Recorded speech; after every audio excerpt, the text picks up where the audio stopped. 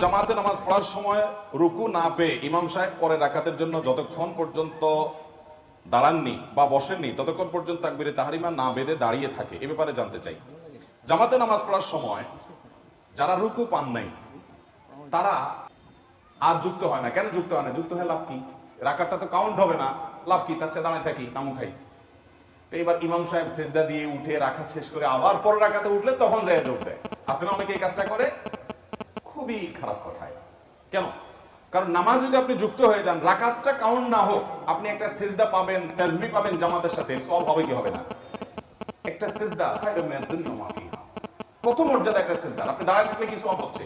এজন্য রুকুতে ইমাম সাহেবকে যদি নাও পান, ছুটে গেছে, আসে চেষ্টা করছেন ধরার, পান নাই, কোনো অসুবিধা নাই। ইমাম সাহেব দাঁড়ায় গেছেন রুকু থেকে, আল্লাহু আকবার বলে আপনি দাঁড়ায় যান, আপনি সিজদায় চলে যান, আপনি বৈঠকে চলে যান, এমনকি এক সিজদা দিয়ে ফেলছে, আরেক মাস উঠছে, ওইখানে যে অবস্থা পান সে অবস্থা যুক্ত হয়ে যান।